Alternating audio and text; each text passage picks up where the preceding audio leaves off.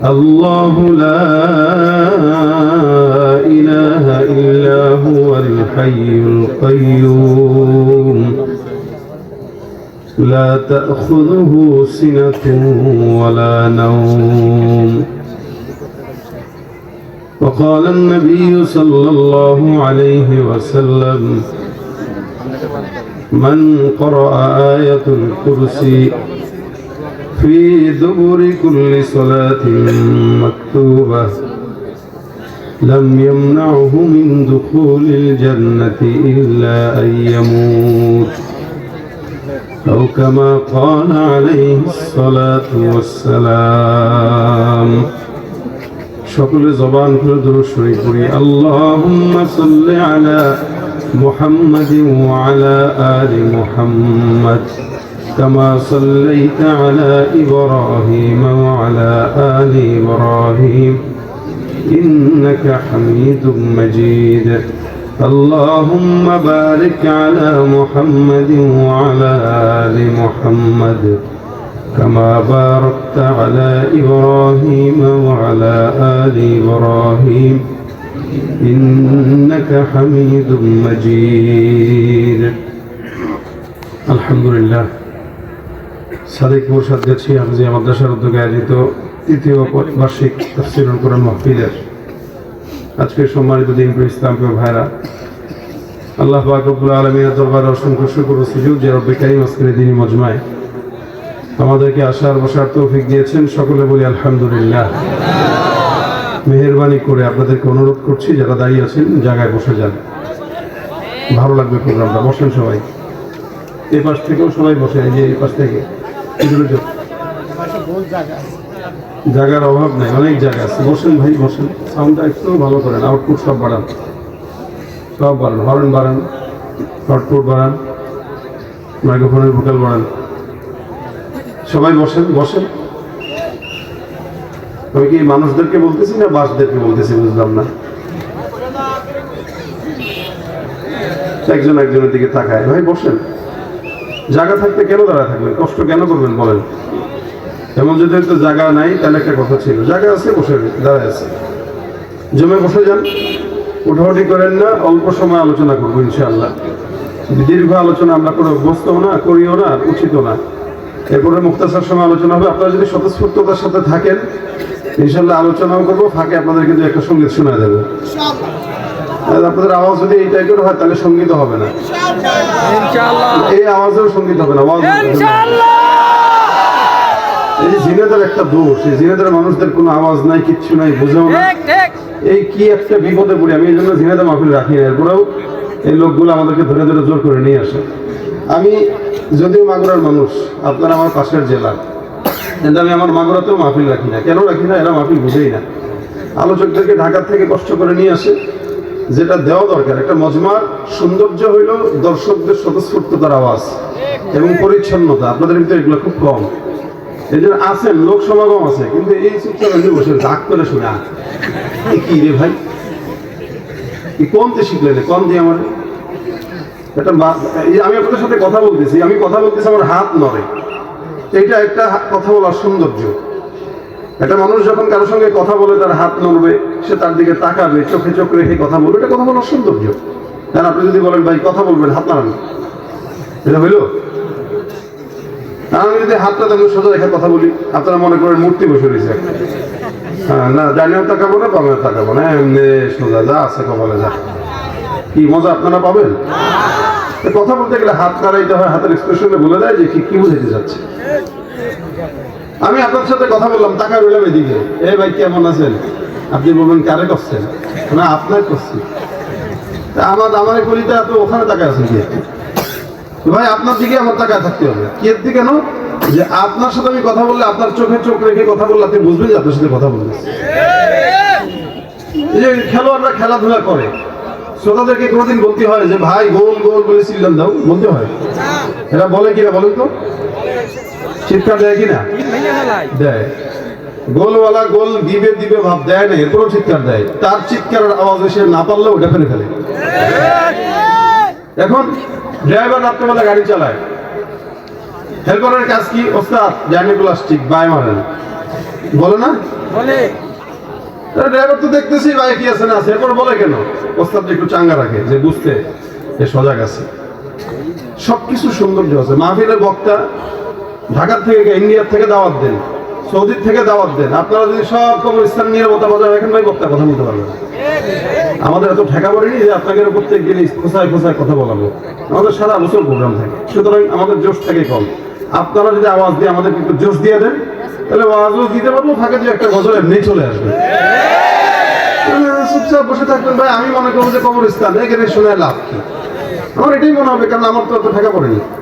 আপনারা যদি মনে করেন নামাজটা আওয়াজ দেন, আলোচনাও করবো, ফাঁকে দিয়ে একটা গজল শোনাবো। নামাজটা কেমন দিবেন একটু বলে ফেলেন তো। লিল্লাহে তাকবীর। আওয়াজের থেকে যদি একটু কমছে, এখান থেকে মোবাইল ঠিক কেমন লাগবে? মাথা বন্ধ কিপটার দল কোথায় যাচ্ছে? আরো জোরে বলতে হবে লিল্লাহে তাকবীর, নারে তাকবীর। আল কোরআনের আলো দিলে দিলে জালো, সংসদে জালো, পাড়ায় পাড়ায় জালো, ঘরে ঘরে জালো, নারে তাকবীর। আসবে বিজয় রক্ত আর জীবনের বিনিময়। কথা বলেন ঠিক কিনা? ভয় পাইলে বিজয় আসে না। হাদির মতো বুক টান করে দাঁড়িয়ে যারা কথা বলে তাদের মাধ্যমে বিজয় অর্জন হয়। বাংলাদেশে এক হাদি বিদায় হয়েছে তো কি হচ্ছে? আরো লক্ষ হাদি দেশে জন্মগ্রহণ করবে। আসবে বিজয় রক্ত আর জীবনের বিনিময়। বিপ্লব মানে জীবন দেয়া বসে থাকা নয়, সে কোনদিন আসবে না রে করো যদি ভয়। লড়াইয়ের ওই ময়দানেতে যেতে তোমাকে হবে, প্রয়োজনে সব রক্তটুকু জমিনেই ঢেলে দেবে। ওই ময়দানেতে যেতে তোমাকে হবে, প্রয়োজনে সব রক্তটুকু জমিনেই ঢেলে দেবে। তবুও তোমায় লড়তেই হবে, মানবে না পরাজয়। তবুও তোমায় লড়তেই হবে, মানবে না পরাজয়। বিপ্লব মানে জীবন দেয়া বসে থাকা নয়, সে কোনদিন আসবে না রে, সে কোনদিন আসবে না রে, সে কোনদিন আসবে না রে। ধর্মকে আজ পুঁজি করিয়া গাল ভরা বলি দিয়ে, কত যে সুফি খুশিতে মাতাল হাদিয়া তোহফা পেয়ে। ধর্মকে আজ পুঁজি করিয়া গাল ভরা বলি দিয়ে, কত যে সুফি খুশিতে মাতাল হাদিয়া তোহফা পেয়ে। ভণ্ডামির ওই শিকড় তুলে সত্যের আনো জয়, ভণ্ডামির ওই শিকড় তুলে সত্যের আনো জয়। বিপ্লব মানে জীবন দেয়া, সে কোনদিন আসবে না রে করো যদি ভয়। বিপ্লব মানে জীবন দেয়া বসে থাকা নয়, সে কোনদিন আসবে না রে করো যদি ভয়। ঠিক কিনা? ভয় হবে কার জন্য? আল্লাহ আমাদের হৃদয়ে আল্লাহর ভয় ঢুকায় দেন। আল্লাহ পাক রব্বুল আলামিন আমাদেরকে তার গোলামির জন্যই পাঠাইছেন, অন্য কারণ না। কিন্তু সামনে অনেক মানুষকেই দেখবেন গোপনে গোপনে একজন আরেকজনের গোলামি করতেছে, গোপনে গোপনে একজন আরেকজনের কাছে বিক্রি হয়ে যাচ্ছে, টাকা দিয়ে বিক্রি হয়ে যাবে। এই জন্য টাকা দিলেই গরু ছাগল পাওয়া যাইলেও ইমানদারের ইমান পাওয়া যায় না। টাকা দিয়ে নমিনেশন কিনা যায়, ঠিক না?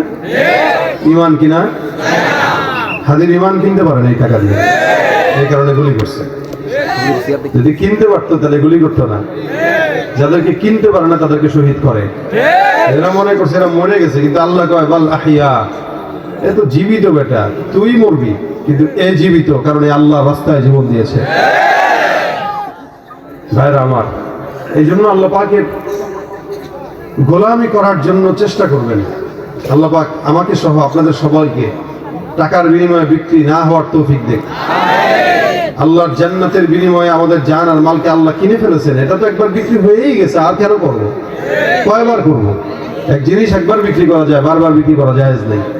এই জান আর মাল আল্লাহকে দিয়ে দিছি, আল্লাহ জান্নাতের ওয়াদা দিয়ে দিয়েছেন, সুতরাং দ্বিতীয় কারো কাছে 100 টাকার সিরানোর বা 1 কাপ চায়ের বিনিময়ে বিক্রি হবে না। আল্লাহ আমাদের এই ঈমান দান করুন, বলেন আমিন। আমি আপনাদের সামনে একটি পরিচিত আয়াতের অংশ বিশেষ তেলাওয়াত করেছি। ওটার উপরেই কিছু কথা আপনাদের সামনে আলোচ করবো ইনশাআল্লাহ। ভাইয়ের আমার, আল্লাহ পাক রব্বুল আলামিন কোরআনে 114টি সূরা নাযিল করেছেন, দিয়েছেন। 30 পারা 114 সূরা। এই গোটা কোরআনের ভিতরে আল্লাহ পাক রব্বুল আলামিন যে কোনো একটা সূরাকে দামি বানিয়েছেন, অথবা কোনো একটা আয়াতকে দামি বানিয়েছেন, এক এক সূরাকে এক এক ভাবে ফজিলতপূর্ণ করেছেন। আমি যে আয়াতটা তেলাওয়াত করেছি, এই আয়াতের নাম কি কেউ বলতে পারবেন? মাশাআল্লাহ, মনে আছে আপনাদের? আয়াতুল কুরসি। আয়াতুল কুরসি, এই আয়াতটা আল্লাহর কাছে অনেক দামি এবং অনেক ফজিলতপূর্ণ। এটার আলোচনাই করব। যদি বুঝে থাকেন তাহলে আপনারা নিয়ত করবেন যে এই আয়াতের আমলটা আমরা আমৃত্যু করব ইনশাআল্লাহ। আল্লাহ তৌফিক দান করুন, আমৃত্যু করব ইনশাআল্লাহ। নবী করিম সাল্লাল্লাহু আলাইহি ওয়াসাল্লামের এক সাহাবী নাম উবাই ইবনে কাব রাদিয়াল্লাহু তাআলা আনহু। ওনার একবার নবী করিম সাল্লাল্লাহু আলাইহি ওয়াসাল্লাম প্রশ্ন করলেন, হে উবাই ইবনে কাব, বলো তো দুনিয়া আল্লাহ পাক যে কোরআন নাযিল করেছেন, এই কোরআনের শুরু থেকে শেষ পর্যন্ত তোমার ইলম কি বলে? কোন আয়াতটা আল্লাহর কাছে সবচেয়ে বেশি ফজিলতপূর্ণ একটু বলো। সাহাবা কিরামদের আদব ছিল, নবী করিম সাল্লাল্লাহু আলাইহি ওয়াসাল্লাম কোনো প্রশ্ন করলে তারা ওইটার জবাব দিতেন না, পারলেও বলতেন কি, আল্লাহ আল্লাহর রাসূল ভালো জানে। এটা আদব। এখন তো মাহফিলে আমরা আলোচনা করি, আমাদের পাশে অনেক সময় ঘুষখোর, সুদখোর, দুর্নীতিবাজ, দাড়ি নাই, নামাজ পড়ে না, এলাকার ভিতরে মারামারি হানাহানি করে বেড়ায়। এরাও আমাদেরকে এমনি নামাজ পড়ে না, অমনে করে না। ওরা আমাদেরকে জ্ঞান দেয়। জানলেও আলারাও রাসূলের সামনে চুপ থাকতেন, কারণ নবী বেশি জানে। আর সেখানে আমাদের দেশের মূর্খরা আলেমদেরকে বলে এমনে না এমনে। কিয়ামতের আলামত। রাসূল সাল্লাল্লাহু আলাইহি ওয়াসাল্লাম বলতেছেন, তুমি বলো। আল্লাহর হাবিব সাল্লাল্লাহু আলাইহি ওয়াসাল্লামের কথা উবাই ইবনে কাব বলেন, আল্লাহু আ'লামু ওয়া রাসূলুহু। হুজুর, আল্লাহর রাসূল ভালো জানে। রাসূল বলেন, হ্যাঁ আমরা তো জানি, তো তোমার ইলম কি বলে এটা আমি একটু দেখতেছি, তো তুমি বলো তো। রাসূল পরীক্ষা করতেছেন। উবাই ইবনে কাব বলেন, হুজুর আপনি যদি আমার ইলম যাচাই করতে চান, তাহলে আমার এই দুর্বল ইলমে আমার যতটুকু মনে হয়, কোরআনের সূরা ফাতিহা থেকে নিয়ে নাস পর্যন্ত যত আয়াত আছে, সব আয়াতের ভিতরে আমার দিল বলে আয়াতুল কুরসিটা সবচেয়ে বেশি দামি আল্লাহর কাছে। এটা আবু উবাই ইবনে কাব তার দিলের কি বললেন, মতামত প্রকাশ করলেন, আমার মনে হয় এটা বেশি দামি। রাসূল করিম সাল্লাল্লাহু আলাইহি ওয়াসাল্লাম উবাই ইবনে কাবের বুকে একটা থাপড় দিলেন, যে বলেন, শাবাশ, তোর ইলমে আল্লাহ বরকত দেখ, তুই যেটা বলছিস এটাই 100% সত্য। সুবহানাল্লাহ। তারপর উবাই ইবনে কাবের সত্যতা স্বীকারোক্তি দিচ্ছেন কে? রাসূল সাল্লাল্লাহু আলাইহি ওয়াসাল্লাম। এটা গেল এক নম্বর ফজিলত। এবার আসেন 2 নম্বর ফজিলত কি? আল্লাহ রাসূল সাল্লাল্লাহু আলাইহি ওয়াসাল্লাম বলেন, কোরআনে, গোটা কোরআনের যত সূরা আছে, সব সূরার ভিতরে একটা চূড়া আছে। চূড়া মানে উঁচু জায়গা যেটা। নবী বলেন, কোরআনের চূড়া হইল সূরাতুল বাকারা। কি? সূরা বাকারা হচ্ছে কোরআনের সর্বোচ্চ চূড়া। আর এই সূরাতুল বাকারার সর্বোচ্চ চূড়া হইল আয়াতুল কুরসি। সুবহানাল্লাহ। জবান খুলে বলেন, আবার বলেন সুবহানাল্লাহ, আবার বলেন সুবহানাল্লাহ। প্রত্যেকজনের জান্নাতে একটা ফলের গাছ লেগে গেছে। ইন্না ফিল জান্নাতি লাশাজারা। রাসূল বলেন, যে একবার সুবহানাল্লাহ পড়বে জান্নাতে একটা ফলের গাছ লাগাই দিবে। এত বড় ফলের গাছ, একটা দ্রুতগামী ঘোড়া 100 বছর বা 500 বছর লাগাতার দৌড়ালে গাছের গোড়াও শেষ করতে পারবে না। এজন্য যতক্ষণ থাকবেন সুবহানাল্লাহ, আলহামদুলিল্লাহ জবান খুলে খুলে বলবেন। শীত কই চলে যাবে? বলবেন, শীত দোস্ত আজকে তুই শ্বশুর বাড়িতে যা। ঠিক আছে? আওয়াজ দিয়া মাঠ গরম রাখতে হবে, শরীর গরম রাখতে হবে। পারবেন? আল্লাহ তৌফিক দান করুক, আমিন। সূরাতুল বাকারা সর্বোচ্চ চূড়া। আর সূরাতুল বাকারার সর্বোচ্চ চূড়া কি? আয়াতুল কুরসি। হলো 2 নম্বর। নবী করিম সাল্লাল্লাহু আলাইহি ওয়াসাল্লাম অন্য হাদিসে আয়াতুল কুরসিকে ইসমে আযম বলেছেন। অর্থাৎ এটা পড়বা, এটা ইসমে আযমের মতো কাজ করবে, যা বলবা তাই কবুল করে নেবে। যে বিপদে পড়বা বিপদ উদ্ধার করে দিবে। 4 নম্বর, রাসূল সাল্লাল্লাহু আলাইহি ওয়াসাল্লাম বলেন, আয়াতুল কুরসি আপনার আমার যেরকম 2টা ঠোঁট একটা জিহ্বা আছে, আয়াতুল কুরসিকেও আল্লাহ পাক 2টা ঠোঁট আর একটা জিহ্বা দান করেছেন। চিন্তা করা যায়, আমরা আমাদের জিহ্বা দিয়ে মাওলার জিকির করি, ঠোঁট দিয়ে আল্লাহ পাকের গুণগান গাই, এই জিহ্বা ঠোঁট নাড়ায় নাড়ায়। রাসূল বলেন আয়াতুল কুরসির দুইটা ঠোঁট একটা জিহ্বা আছে, যেটা দিয়ে আল্লাহ পাকের আরশের কাছে বসে বসে আয়াতুল কুরসি আল্লাহর জিকির আদায় করে। আয়াতুল কুরসির প্রাণ আছে, জিহ্বাও আছে, ঠোঁটও আছে, ওইটা দিয়ে সে আল্লাহর জিকির করে। কত ফজিলত! বাকি দুইটা ফজিলত, আরো দুইটা ফজিলত আপনাদেরকে বলবো, এটা ঘটনা শোনায় শোনায় বলবো ইনশাআল্লাহ, তাহলে বুঝবেন যে আয়াতুল কুরসি কতটা দামি এবং আমাদের কি দরকার। আচ্ছা, এখন বলেন আপনারা জান্নাতে সবাই যেতে চান তো? এই জায়গায় যারা আছেন, একটা মদখোর, যে ধরলাম এখানে কেউ নাই আলহামদুলিল্লাহ, এটা মদখোরও চায় জান্নাতে যেতে।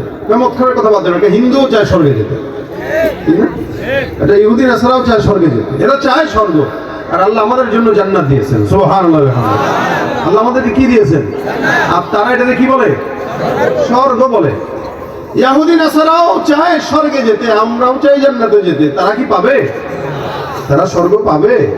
তাদের জন্য উইদ্দাত লিল কাফিরিন, জাহান্নাম তাদের জন্য। আর আমরা যারা ঈমানদার, আমাদের জন্য আল্লাহর জান্নাত, সুবহানাল্লাহ। আমাদের জন্য কি কি আমাদের জন্য? এখন আপনারা বলেন জান্নাত কি ছোট না বড়? কত বড় বলেন? মেলা বড়? কিরাম বড় ভাই? এই বড়, হ্যাঁ এই বড়, এইখান থেকে এই পর্যন্ত। আল্লাহ পাক বলেন আসারিউ ইলা মাগফিরাতিন মির রাব্বিকুম ওয়া জান্নাতিন আরদুহা আস-সামাওয়াতু ওয়াল আরদ। এই তোমরা রবের দয়া আর তার জান্নাতের পিছনে ছুটো, যেই জান্নাতের প্রশস্ততা আসমান আর জমিনের সমতুল্য। আপনি মনে করছেন এই জান্নাতের একটু ঘুরতে পারবেন? এবার আসেন, আসমান আর জমিন কতটুকু? এই যে প্রথম জমিনে আমরা আছি, এই জমিন থেকে প্রথম আসমান পর্যন্ত রাসূল বলেন এটা যদি কেউ যায় তো 500 বছরের দূরত্বের রাস্তা। জোরে বলেন সুবহানাল্লাহ। এটা দুনিয়ার হাইসিয়াতে 500 বছর, জান্নাতের হাইসিয়াতে 500 বছর বলছেন, কিন্তু দুনিয়ার হাইসিয়াতে ওটা 50,000 বছরের রাস্তা। এরপরে প্রথম আসমান যেটা আছে, ওটার যে পৌরত্ব আছে, অর্থাৎ আসমানের যে পৌরত্ব মানে ছাদের যে ঢালাই থাকে, ওটা 7 ইঞ্চি 6 ইঞ্চি হয়। আল্লাহ নবী বলেন আসমানের পৌরত্ব হচ্ছে আবার 50,000 বছরের রাস্তা। এরপর আবার দ্বিতীয় আসমান পর্যন্ত আরো 50,000 বছর, দ্বিতীয় আসমানের পৌরত্ব আবার 50,000 বছর, দ্বিতীয় থেকে দ্বিতীয় 50,000 বছর, তৃতীয় আসমানের পৌরত্ব 50,000 বছর, এমন করে করে 7 আসমান পর্যন্ত চলে গেছে।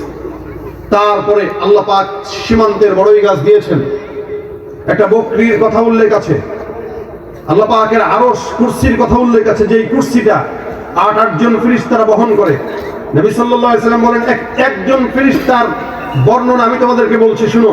কত বড় ফেরেশতা যে আল্লাহ পাকের কুরসি বহন করে, তার কানের লতি থেকে কাঁধ পর্যন্ত 500 বছরের দূরত্বের রাস্তা। জবান খোলা দিয়ে সুবহানাল্লাহ। এই গোটা যা বর্ণনা করলাম, এগুলো হলো সব মিলে দুনিয়া।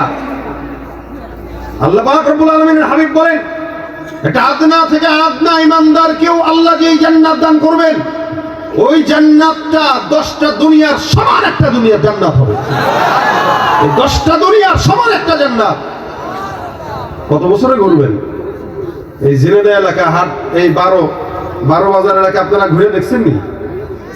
কথা বোঝে না। এই 12 বাজার গোটা এলাকাটা ঘুরে দেখতে পারেন নাই, প্রত্যেক বাড়ি বাড়ি ঘুরতে পারেন নাই, অথচ সারা জিন্দেগি হেরে কাটা দিয়েছেন। ফকির নির্যাত আমরা এই কারণে পারি না। আর জান্নাতে যখন যাব, আল্লাহর এই 10 দুনিয়ার সমান জান্নাত সবগুলা ঘুরবো। কয় বছরে? বলে সারা জিন্দেগিতে ঘুরবি, সারা জিন্দেগি, ব্যর্থ হওয়ার কোনো সুযোগ নাই। সুবহানাল্লাহ।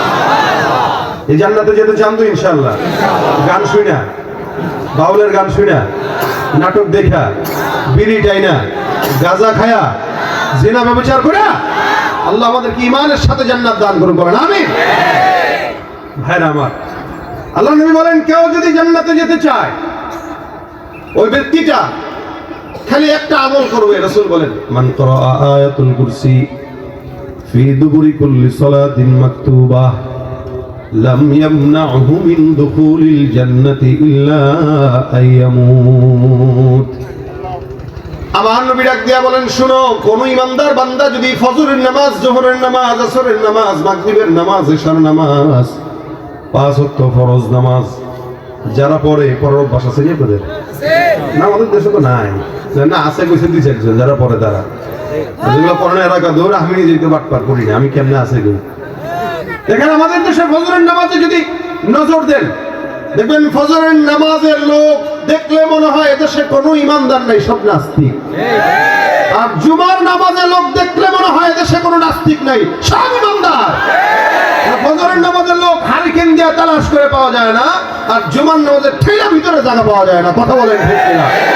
রমজান এলে রাখো না রোজা, দিনকে করো আঘাত, পয়সা কড়ির নেই তো অভাব, দাও না তো যাকাত। ইমানদারির বড়াই করো, নেই তোমার ইমান, তুমি ইমানদারির বড়াই করো, নেই তোমার ইমান, তুমি কেমন মুসলমান, তুমি নামাজের সাথে নাই পরিচয়, মানো না কোরআন, নামাজের সাথে নাই পরিচয়, মানো না কোরআন, তুমি কেমন কেমন মুসলমান। আওয়াজ কোথায় গেছে? হ্যাঁ, আওয়াজ কোথায় গেছে? চলে গেছে? আওয়াজ দিয়া, কেমন মুসলমান, তুমি কেমন মুসলমান। তুমি সুদের টাকায় প্রাসাদে গড়ো, ঘুষ ছাড়ো না, দিন দুঃখী না খেয়ে মরে, খবর রাখো না। ঘুষ খেয়ে অবিচার করো, সাজিয়া প্রধান, তুমি ঘুষ খেয়ে অবিচার করো, সাজিয়া প্রধান, তুমি কেমন মুসলমান, কেমন মুসলমান। না খৌফে খুদা দিল মে না গয়রত ঈমান, कैसे मुसलमान है तुम, कैसे मुसलमान। মুসলমানের নামাজ লাগবে কি লাগবে না? আল্লাহ নামাজ পড়া তৌফিক দেখ। নবী বলেন, কেউ 5 ওয়াক্ত নামাজের পরে একবার করে পড়বে, কি আবার বলেন, পারেন? যারা পারেন তারা পড়বেন, যারা পারেন না তারা শিখবেন ইনশাআল্লাহ। আল্লাহ নবী বলেন, কেউ যদি 5 ওয়াক্ত নামাজের পরে আয়াতুল কুরসি পড়ে, লাম ইয়ামনাহু মিন দুখুলিল জান্নাতি ইল্লা আইয়ামুত, এই বান্দাকে জান্নাতে ঢুকাইতে মৃত্যু ছাড়া কেউ বাধা দিতে পারবে না। সুবহানাল্লাহ, আওয়াজ দিয়া। মানে আপনি মরবেন, এই যে মৃত্যুটাই আপনার একটা বাধা, এই বাধা চলে যাবে তো সোজা জান্নাতে ঢুকে যাবে। আল্লাহু আকবার, আল্লাহু আকবার। আল্লাহ পাক এখানে সবক দিয়েছেন, আল্লাহু লা ইলাহা ইল্লা হুয়াল হাইয়ুল কাইয়্যুম। শুরুতেই আল্লাহ বলছেন, এই আল্লাহ এমন একজন যিনি ছাড়া কোনো ইলাহ নাই, যিনি ছাড়া কোনো রব নাই। আল্লাহ নাম কি? নাম কি? ভগবান, সৃষ্টিকর্তা। অনেকে বলে না সৃষ্টিকর্তা আমাদেরকে বানিয়েছেন। একটু টিভি চ্যানেলে গেলেই না অনেকে আল্লাহ বাদ দিয়ে সৃষ্টিকর্তা লাগায়, তার মানে আল্লাহ রে মানে না, সৃষ্টিকর্তা মানে। ভাই সৃষ্টিকর্তা, এই যে মাইক বানাইছে এও সৃষ্টিকর্তা, একটা জিনিস সৃষ্টি করছে। সবকিছুর তর্জমা করবেন না। বাবা বাবাই, মা মাই, মা বাবার কোনো তর্জমা হয় না। আপনি বাসায় যে আজকে আব্বারে বলেন, ওই জন্মদাতা, কে বাপ জন্ম দিচ্ছেন আপনারা? আপনি কি বাবারে জন্মদাতা বলবেন? আমি বুঝাইতে বললাম না আপনাদেরকে, বাবারে জন্মদাতা বলবেন? মা আপনাকে দুধ পান করেছে, আপনি যদি বলেন এই দুধ পান করে না বলে এদিকে আসো, কি বলেন? মা কি মারবে নাকি আদর করবে? আপনার বোনকে যদি কেন মায়ের মায়ের জি এদিকে আয়, আপনার বোনকে এই শব্দ কই শিখবি রে তুই? তুই তো আমার মায়ের জি, তাই বলেন আপু শব্দ নাই, আমি তোর বোন। সব জিনিসের তর্জমা হয় না। আল্লাহ আল্লাহ, আল্লাহর কোনো তর্জমা হয় না। কেন বললাম? ভগবানের, ভগবান আর ওই সৃষ্টিকর্তা এগুলা বলা হচ্ছে ইহুদি নাসারা খ্রিস্টানেরা। এই জন্য ভগবানের ভ বাদ দিলে গবান হয়। কি হয়? গবান হয়। কোন অর্থ আছে? নাই। সৃষ্টিকর্তার শ্রী বাদ দিবেন, যেগুলো হয় এগুলোর কোনো অর্থ নাই। কিন্তু আসেন, আমাদের রবের নাম কি? আল্লাহ। আল্লাহর আলিফ যদি বাদ দেন, আল্লাহর আলিফ যদি বাদ দেন, তাও আল্লাহ পাক রব্বুল আলামিনকে আল্লাহই বলা চলে। আলিফ বাদ দিলে লিল্লাহ, লিল্লাহ মা ফিস সামাওয়াতি ওয়া মা ফিল আরদ, যা আছে আসমান আর জমিন সব কার জন্য? আল্লাহর জন্য। এবার আসেন, আল্লাহর আত বাদ দিলেন, তাও আল্লাহ হইল। লাম তো বাদ দিলেন, তাও হইল কি? বলে লাহু মা ফিস সামাওয়াতি ওয়া মা ফিল আরদ। শুধু লাম আর হা দিলেও কি বোঝায়? কথা বলে না, কি বুঝায়? এবার লাম বাদ দিয়ে দিন, শুধু হা যদি থাকে ওই হা দিয়েও আমার আল্লাহকেই বুঝায়, হু আল্লাহ সুবহানাল্লাহ। তাহলে আল্লাহর আবাদ দিলেও আল্লাহ, লাম্বাদ দিলেও আল্লাহ, আরেক লাম্বাদ দিলেও আল্লাহ, শুধু হা থাকলেও, এজন্য সবকিছুর তর্জমা হয় না। আল্লাহ বলেছেন আল্লাহ একজন, লা ইলাহা ইল্লাহু, লা ইলাহা ইল্লাহু, একজন ছাড়া আর কেউ নাই। একাধিক যখন রব হয় তখন বিপদ হয়। এখানে আল্লাহ অন্য আয়াতে বলেন, অন্য আয়াতে আল্লাহ পাক বলেন, এই তোমাদের যদি এই আসমান আর জমিনে আরেকজন রব থাকতো তাহলে ফাসাদাতা, এই সব আসমান আর জমিন এগুলো ধ্বংস হয়ে যেত। রব দুইজন থাকলে টিকে না। শুরুতে আল্লাহ পাক তার ইলাহিয়াতের সবক শিখিয়ে দিলেন। এরপর আল্লাহ বলতেছেন এমন একজন রব, তিনি কেমন? ওয়াল হাইয়ুল কাইয়্যুম, তিনি চিরঞ্জীব, চির শক্তিশালী। এই দুনিয়ার গোটা সব বাচ্চারা একসঙ্গে হলেও মাওলার সাথে পারবে? ফেরাউনই পারে নাই। আর বর্তমানের ফেরাউনগুলো তো হাইব্রিড ওয়ালা ফেরাউন, আসল ফেরাউন পারে নাই। আর বর্তমানের যেগুলো শয়তান আছে সেগুলো হাইব্রিড ওয়ালা শয়তান, এগুলো বুদ্ধি শুদ্ধি কম, এজন্য ফেস লাগায়। আল্লাহ বলেন হাইয়ুল কাইয়্যুম, যিনি চিরঞ্জীব, চির শক্তিশালী। আমার পয়গম্বর বলেন এই হাইয়ুল কাইয়্যুম শব্দ দিয়ে কেউ যদি আল্লাহর নবী আল্লাহ পাক রব্বুল আলামিনকে ডাক দেয়, আল্লাহ পাক রব্বুল আলামিন ওই বান্দার সব ডাককে কবুল করে নেয়। আল্লাহর নবী সাল্লাল্লাহু আলাইহি ওয়াসাল্লাম বলেন এই নাম দিয়ে যদি কেউ তার বাচ্চা চায়, কেউ তার সম্পদ চায়, আল্লাহ পাক রব্বুল আলামিন সেগুলো দান করবেন। বদরের যুদ্ধে সাহাবা আজমাইনদের সংখ্যা ছিল 313 জন, আর কাফের বেঈমানের সংখ্যা ছিল 1000।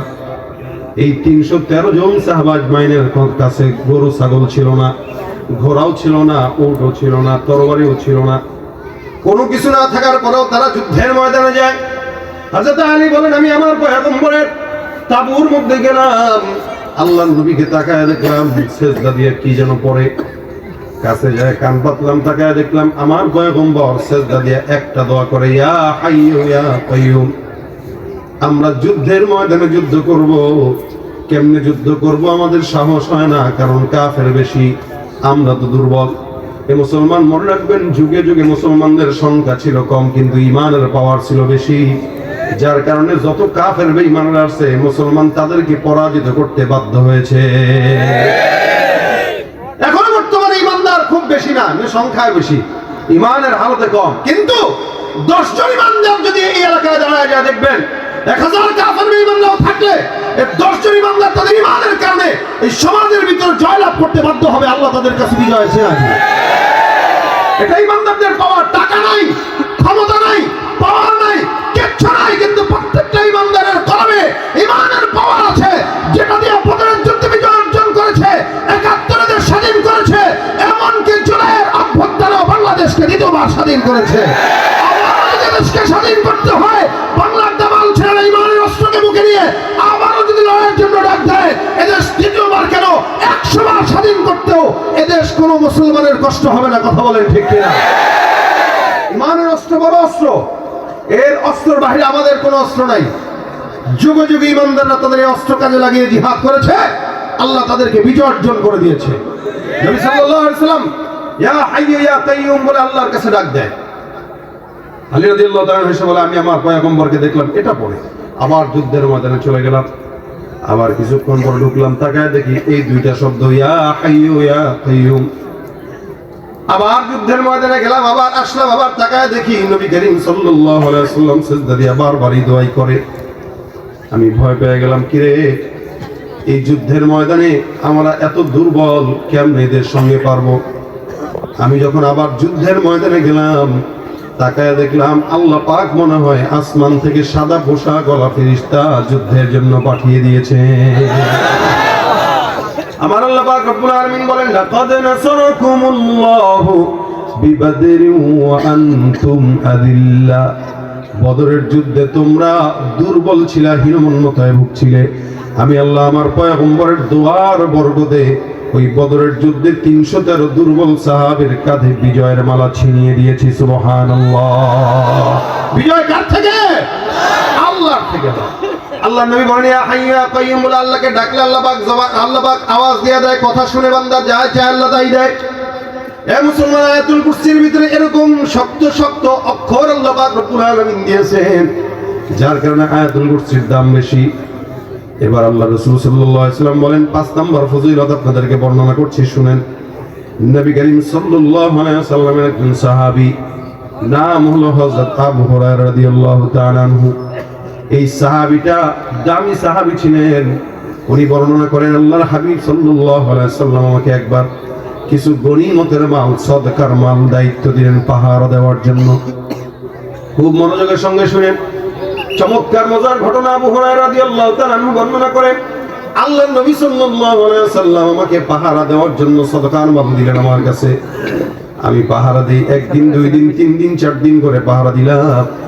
হঠাৎ করে একদিন তাকায় দেখলাম আমার ঘরের ভিতরে একটা চোর ঢুকলো চুরি করার জন্য। চোর যখন চুরি করার জন্য ঢুকলো, আমি চোরটাকে ধরে ফেললাম।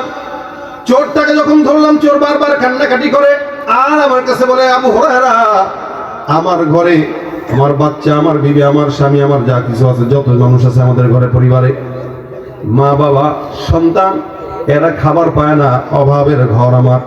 আমি মূলত চোর নয়, আমি মূলত অভাবের কারণে চুরি করতে আসছি, স্বভাবের কারণে নয়। আল্লাহর হস্তে কসম করলাম আর জিন্দেগিতে চুরি করব না, তুমি আমাকে ছেড়ে দাও। আবু হুরায়রা রাদিয়াল্লাহু তাআলা বর্ণনা করেন, যদি তোমার ওয়াদা সত্য হয় তাহলে আমি তোমাকে ছাড়তে পারি। যার কারণে প্রথম দিন হযরত আবু হুরায়রা রাদিয়াল্লাহু তাআলা চোরটাকে ছেড়ে দিলেন। চোরটা বাড়িতে চলে গেল। ফজরের নামাজের সময় আল্লাহর হাবিবের কাছে আবু হুরায়রা রাদিয়াল্লাহু তাআলা যায়, মসজিদে নববীতে নামাজ আদায় করলো।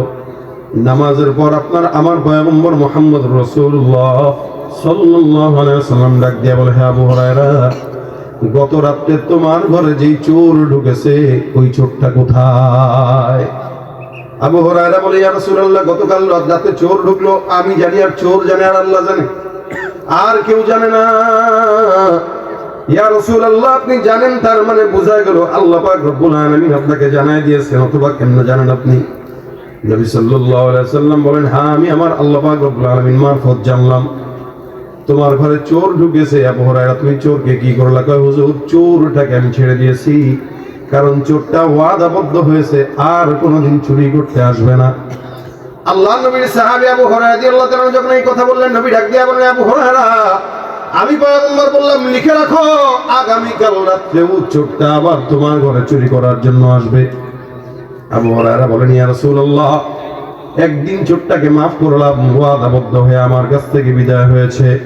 এই চোরটা যদি আজকে রাত্রেও আসে, তাহলে আমি চোরটাকে আমি আজকে অবশ্যই ধরবো আর বিচারের কাঠগড়ায় তাকে দাঁড় করাবো।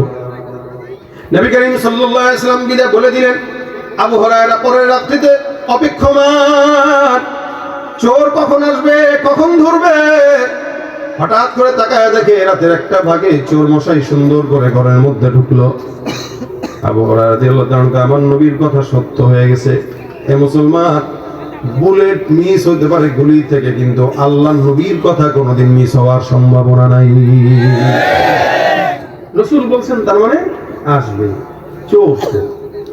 চোরের একটা অভ্যাসই হইলো, চোর যতবার চুরি করুক, ধরা খাওয়ার পরে বলবো আর জিন্দেগিতেও করবো না। এটাই তার কথা। আর আমাদের দেশে তো একটা পকেট মার যদি কেউ ধরে, ওরা মারতে মারতে একদম আদামরা বানায় ফেলায়। কিন্তু কোটি কোটি টাকা যারা চুরি করে পারে, পাচার করে, তাদেরকে দেখলে সালাম দেয় 14 বার। কথা বলেন ঠিক কিনা?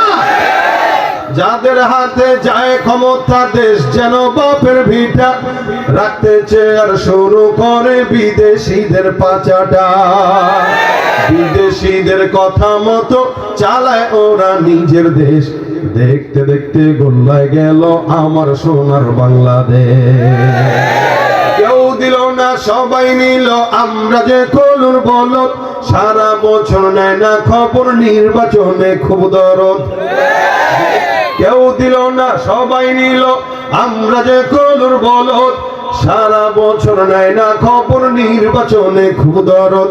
নির্বাচনের আগে তারা ধরে কত রকম বেশ, দেখতে দেখতে গোল্লায় গেল আমার সোনার বাংলাদেশ। ভাই, ছোট চোরকে ধরার আগে বড় চোর ধরা দরকার। বড় চোর একটার যদি বিচার হতো, ছোট চোরগুলা বড় হওয়ার সুযোগ পেত না। ইসলামের চুরির বিধান আছে কিনা? কি বলেন তো? সবাই তো জানেন ভাই, সবাই জানেন, কিন্তু ওই যে কিছু মানি কিছু মানি না, কিছু মানি কিছু মানি না। আল্লাহ পাক কোরআনে বলেছেন মুমিনরা বলে যে কিছু মানি কিছু মানি না। কিছু দল আছে যারা বলে কোরআনের কিছু অংশ মানি কিছু অংশ মানি না, মানে যেটা আমার পক্ষের ওটা ঠিক আছে, যেটা বিপক্ষের ভাই এটা ঠিক নেই। যদি এদেশে ইসলামী আইন থাকতো আর হাত কাটার বিধান থাকতো, যত মানুষ চুরি করেছে বা করবে প্রত্যেকের হাত কাটা হতো, আর রাস্তায় আল্লাহ নবীজির নাম বলে ভিক্ষা করা লাগতো। কিন্তু আফসোস এদেশে ইসলামী আইন নাই, যার কারণে হাত কাটা হয় না। একটার হাত কাটলে বাকি 10টা ঠিক হয়ে যেত। একটা জেনাকারী ধর্ষককে শাস্তি দিলে সবগুলো সোজা হয়ে যেত। ভাই আমার, এই কারণে ইসলামী আইনের বিকল্প কিছু নাই। আমরা দোয়া করি আগামী বাংলাদেশ ইসলামের বাংলাদেশ হোক। তাহলে আবু হুরায়রা রাদিয়াল্লাহু তাআলা চোরকে দ্বিতীয় দিন ধরলেন। ধরার পরে চোর বলতেছে, ভাই আমার গত রাত্রে ভুল হয়ে গেছিল, কিছু তো পাইলাম না, ভাবছিলাম আজকে রাত্রে আসি, কিছু যদি পাই নিয়ে যাই, এ কারণে আজকে রাত্রে একটু ব্যর্থ চেষ্টা করলাম। তুমি যে ধরে ফেলবে এটা আমি বুঝি। চোর মশাইকে ধরে ফেলছে আবু হুরায়রা রাদিয়াল্লাহু তাআলা, বলতেছেন আজকে আর কোনো ছাড়াছাড়ি নাই, নবীর কাছে নিব। ভাই ভাই মাফ চাই, আর জীবনেও না, এটাই শেষ। এই তুমি বিশ্বাস করো, একদিন মিথ্যা বলছি, 2 দিন বলছি, 3 দিন কি আর বলবো? এটা আমার দ্বিতীয় দিন, আমি আল্লাহর কসম আর আসবো না। বারবার বারবার আবু হুরায়রা রাদিয়াল্লাহু তাআলাকে মাইন্ডে এই কথাগুলো ঢুকাইতেছেন, তো ওনার মায়া লেগে গেছে। এটা মানুষ অভাবের তাড়নায় আসছে, থাক না, ছেড়ে দিই না, কি হয়, তো ছেড়ে দিছে। ফজরের নামাজে আল্লাহর হাবিব তাকে দেখলেন, দেখার পরে ডাক দিয়া বলেন, কি ব্যাপার আবু হুরায়রা, চোর কোথায়? বলছিলাম তোমাকে চোরটাকে ধরে নিয়ে আসার জন্য।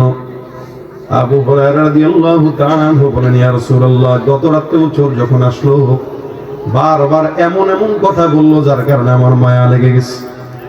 আমি তাকে ছেড়ে দিলাম। পয়গম্বর ডাক দেয়া বলে, মায়া লাগার কোনো দরকার নেই, আবার আসবে কালকে। কবে আসবে? হুজুর বলেন কি আসবে? আবু হুরায়রা রাদিয়াল্লাহু তাআলা বলেন, হুজুর 2 দিন ছাড়লাম, আজকে যদি আসে লাঠি দিয়া পিটাবো অথবা রশি দিয়া বাঁধবো, আপনার কাছে নিয়ে আসবো, যত বিচার করা দরকার আপনি রাসূলুল্লাহ বিচার করে দিবেন। উম্মতের বিচার যদি উলামায়ে কেরাম আর আলেম ওলামাদের কাছে থাকতো, তাহলে ইনশাআল্লাহ আল্লাহর রহমতে এই সমাজে কোনো অন্যায় বিচার আল্লাহ পাক রব্বুল আলামিনের জমিনে থাকতো না। রাসূলের কাছে বিচার ব্যবস্থা, এই কারণে চোর ভয় পাইতেছে যে নবীর কাছে নিলে তো হাত থাকবে না, নবীর কাছে নিবি আল্লাহ কয় কি।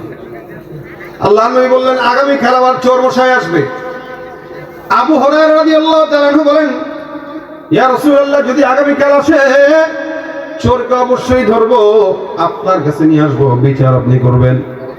রাতের বেলা তাহাজ্জুদ দিলেন, নামাজে দাঁড়ায় গেলেন, নামাজ কালাম পড়তেছেন, হঠাৎ করে তাকায় দেখে চোর মশাই হাজির। আল্লাহ নবীর সাহাবী আবু হুরায়রা কয়, আল্লাহ রাসূলের কথা সত্য, এই পয়গম্বরের কথা সত্য অনুযায়ী চোরটা আবার হাজির হয়ে গেছে। পিছন থেকে রশি দিয়া সুন্দর করে তারা ধরে বেঁধে ফেলছেন। বেঁধে দরজার কিনারায় বসায় দেয়া, চুপচাপ বসে থাকবি, কোনো জবান নাড়াবি না, তুই জবান নাড়াইলেই তোর আজকে মার দিব। এতদিন জবান নাড়ায় নাড়ায় কেমন কেমন যেন কথা কয়, কান্না করে, মাফ করে দেয়। আজকে কোনো কথাই বলা নিষেধ, চুপ থাকবি, জবান খুললে তো মায়া লেগে যায়, জন্য কোনো কথা বলা যাবে না। চোর মশাই চুপচাপ বসে রইছে। হঠাৎ করে চোর মশাই আবু হুরায়রাকে ডাক দিয়ে বলেন, হে সাহাবী আবু হুরায়রা, আমি তোমাকে একটা জিনিস বলবো, তুমি কি শুনবা? আবু হুরায়রা বলেন, কি বলবি? তোর না বলছি কথা বলিস না, কারণ এটা তোমার জন্য উপকারী। আমার উপকারী মানে তোমার আমি একটা জিনিস শিখাইতে চাই, দামি জিনিস, কোরআনের একটা আয়াতের আমল। সুবহানাল্লাহ। আবু হুরায়রাকে চোর মশাই বলতেছেন, আবু হুরায়রা, কোরআনের একটা আমল শোনাবো, তোমাকে শিখাবো, যেটা তুমি পারো না আমি জানি নিশ্চিত। আবু হুরায়রার মতো একজন সাহাবীকে চোর বলতেছে, তুমি এটা পারো না আমি নিশ্চিত জানি, তোমাকে শিখাবো। তার মানে বোঝা গেল চোরটা শিক্ষিত শয়তান, ঠিক কিনা জোরে কও। পীরগিরি আর মাজার পূজা চলছে দেশটা জুড়িয়া, শিরকি আর ভণ্ডামিতে দেশটা গেছে ভরিয়া। গাজার কলকি টান মারিয়া, গাজার কলকি টান মারিয়া দেখায় খাজার শান, ওরা শিক্ষিত শয়তান, ওরা শিক্ষিত শয়তান, ওরা শিক্ষিত শয়তান, ঠিক কিনা? শিক্ষাঙ্গনের দিকে ভাইরে দেখো না চোখ মেলিয়া, ছাত্ররা সব বই ছাড়িয়া থাকে শুধু প্রেম লইয়া। অস্ত্র সে তো সঙ্গের সাথী, অস্ত্র সে তো সঙ্গের সাথী, হইতে মস্তান ওরা শিক্ষিত শয়তান, ওরা শিক্ষিত শয়তান, ওরা শিক্ষিত শয়তান। ঠিক কিনা? শিক্ষা থাকলেই হয় না, কিছু মানুষ শিক্ষিত হয়েও চোর হয়, আছে না? এ অধিকাংশ মানুষই। আগে মানুষ শিক্ষা অর্জন করতো মানুষ হওয়ার জন্য, এখন শিক্ষা অর্জন করে বাটপার হওয়ার জন্য। এই জন্যই এই প্রতিষ্ঠান মাদ্রাসার শিক্ষা দরকার বেশি বেশি, ঠিক না? ডাক্তার হোক, ইঞ্জিনিয়ার হোক, আগে দিন শিখুক, তাহলে ডাক্তার হইলেও কষাই হবে না, জবাই করবে না আপনার, গেলেই খালি টেস্ট। জ্বরের জন্য তো আলট্রাসাউন্ড করো, ওই ধান্দাবাজিতে সপ্তাহে 2 বার যাবেন, 2 বারই টেস্ট দেবে। যদি কেন এত টেস্ট কে, তুমি কি বেশি বুঝো না আমি বেশি বুঝি, এক কথায় শেষ। ইঞ্জিনিয়ার যদি হয় আর যদি কোরআনের এলেম থাকে, তাহলে এই রাস্তাঘাটে দেখেন না, রোড ফাঁদি করবো ভাঙে, আপনাকে জেনারেলি যে আল্লাহ বরকতময় হোক, এই শরীর ব্যথা হয়ে গেছে এই রোডে আসতে যায়, দেরি হয়েছে তো এই রোডের বরকতে, আমার দোষে না, আপনাদের রোডের বরকত।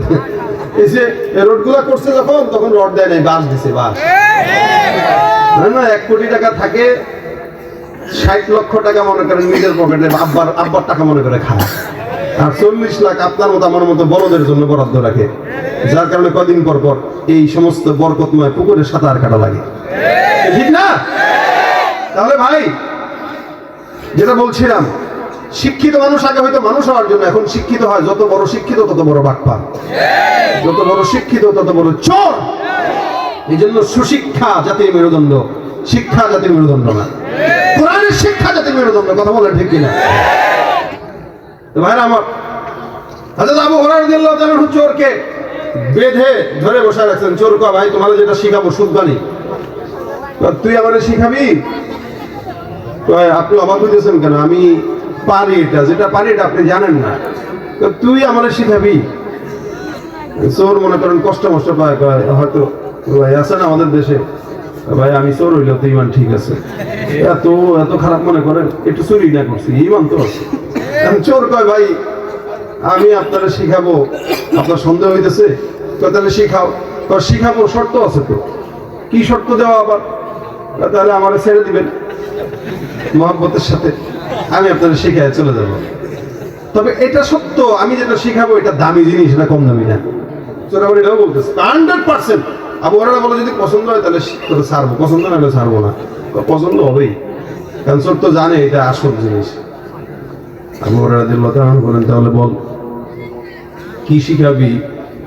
চোর এবার সুন্দর করে আবু হুরায়রা রাদিয়াল্লাহু তাআলা বলেন, শোনো, বিসমিল্লাহির রহমানির রহিম, আল্লাহু লা ইলাহা ইল্লা হুয়াল হাইয়ুল কাইয়্যুম লা তাখুযুহু সিনাতুন ওয়ালা নাওম লাহু মা ফিস সামাওয়াতি ওয়া মা ফিল আরদ মান যাল্লাযী ইয়াশফা'ু ইনদাহু ইল্লা বিইذনি ইয়া'লামু মা বাইনা আইদিহিম ওয়া মা খালফাহুম ওয়া লা ইউহীতুনা বিশাইইন মিন ইলমিহি ইল্লা বিমা শা'a ওয়াসি'a কুরসিয়্যুহুস সামাওয়াতি ওয়াল আরদ ওয়া লা ইয়াউদুহু হিফযুহুমা ওয়া হুয়াল আলিয়্যুল আযীম।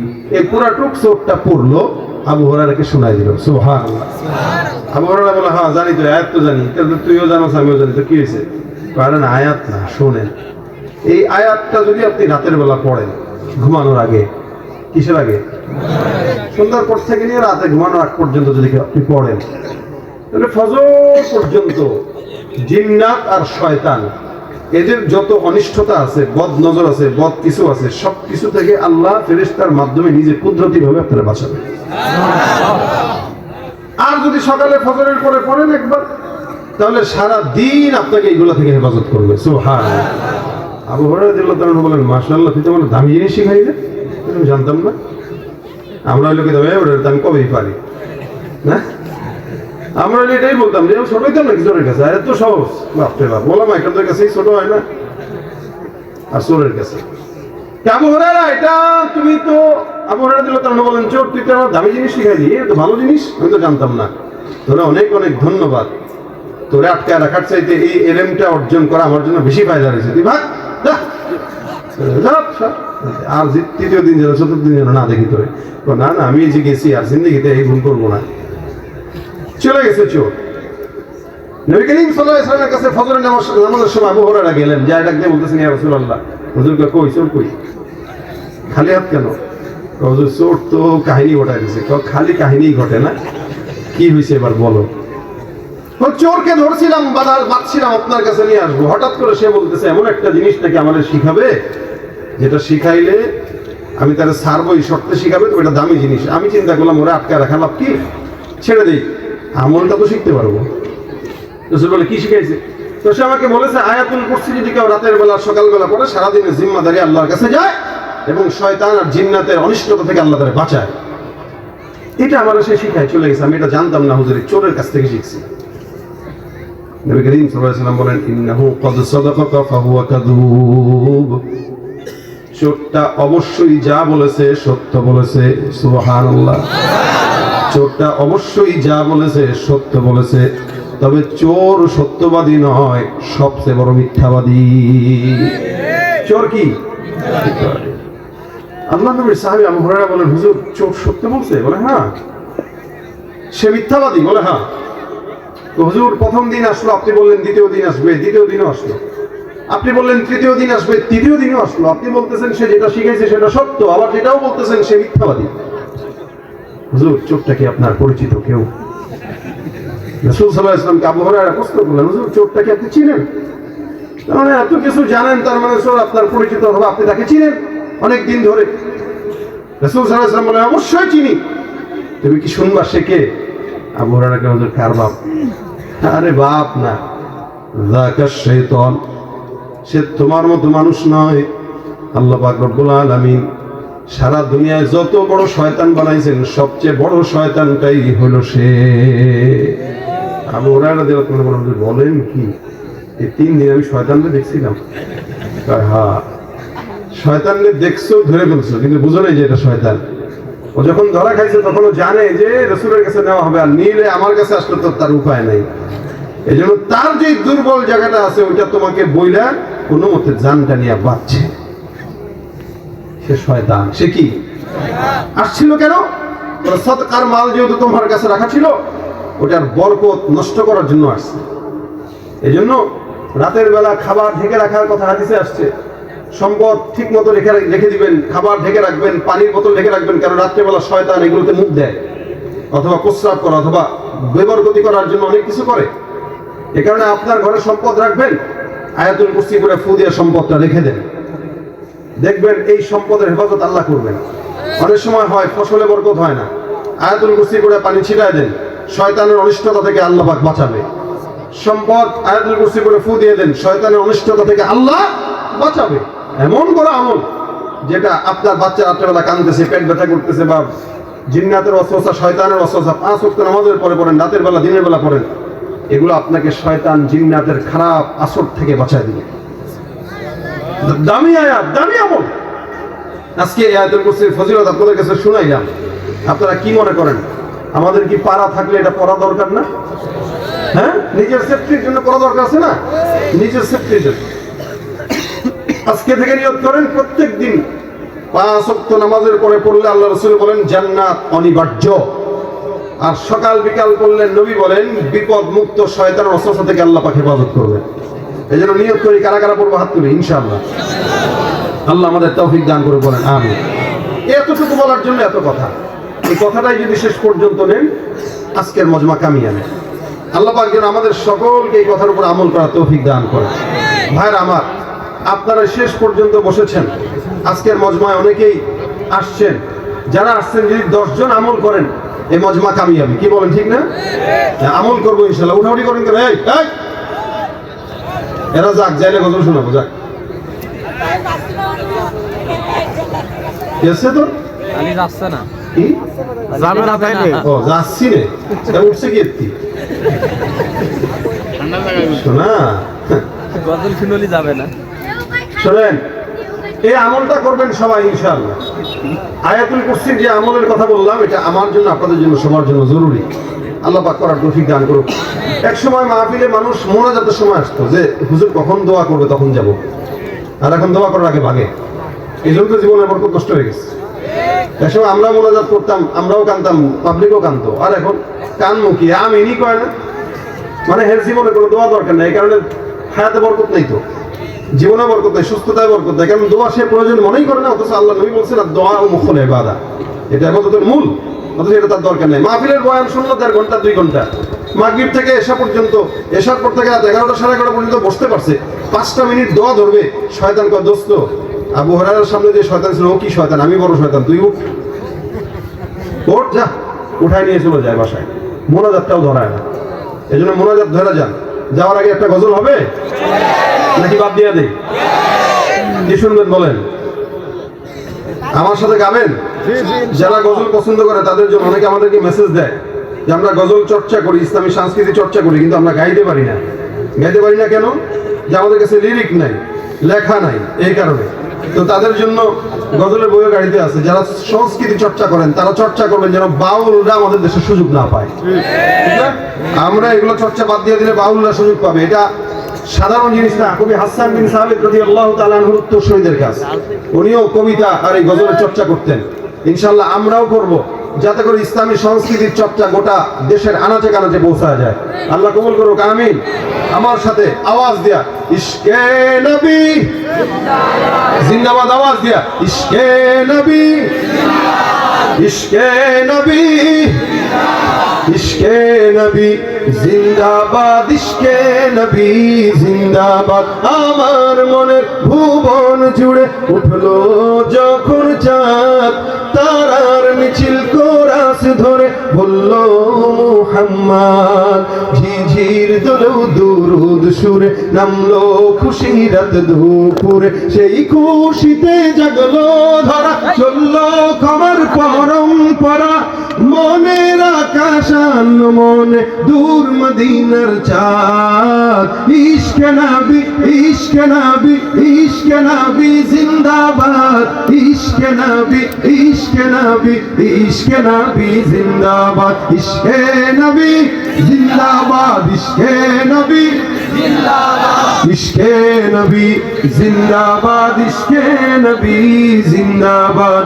রক্ত কণায় দফায় দফায় উঠে শিহরণ মুহাম্মাদের নামের গুণে, যায় পাখি যখন আকুল সুরে শিল্পী কবি গাইলে প্রেমের নাতে নবী, আকুল সুরে শিল্পী কবি গাইলে প্রেমের নাতে নবী। মনে হয়ে যায় পাগল পারা, নামায় দুচোখ অশ্রু ধারা, দিল পরিবেশ দুরুদ সুরে চায় দিদারের স্বাদ।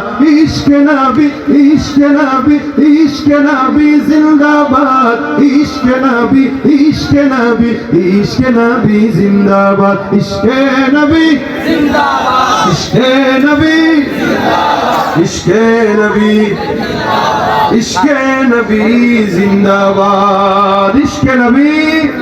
বজ্র কণ্ঠে আওয়াজ তুলো সবাই মিলে একই তালে দাও না স্লোগান, নারায়ে তাকবীর, আল্লাহু আকবার, নারায়ে তাকবীর, আল্লাহু আকবার। মুসলমানের এই দেশেতে নাস্তিকদের ঠাঁই নাই, নাস্তিকদের পক্ষে যারা তাদের কোনো রক্ষা নাই। এই দেশেতে থাকতে হলে কোরআন মানতে হবে, কোরআন না মানলে তারা বিতাড়িত হবে। জোর কদমে সামনে চলো, বজ্র কণ্ঠে আওয়াজ তুলো সবাই মিলে একই তালে দাও না স্লোগান, নারায়ে তাকবীর, আল্লাহু আকবার। আল কোরআনের আলো সংসদে জালো, আমার নেতা তোমার নেতা বিশ্বনবী মুস্তাফা, ওই দিল্লি না ঢাকা, ঢাকা ঢাকা, মোদি না হাদি, তুমি কে আমি কে, আল কোরআনের আলো, লিল্লাহে তাকবীর। আল্লাহ আজকের মজমাকে ভরপুর কামিয়াবি দান করুন, বলেন আমিন। দুরূদ শরীফ পড়ুন, আল্লাহুম্মা সাল্লি আলা সাইয়্যিদিনা ওয়া নাবিয়িনা হুজুর হাতে নিয়ে গজল হবে একটা, হুজুর আরেকটা হবে। আলহামদুলিল্লাহ। ভাই মিডিয়াওয়ালারা বিরক্ত করেন না, ভাই আপনাদের কন্টেন্টের জন্য আমার কষ্ট দিয়ে না। মোনাজাতের আগে সভাপতির সমাপনী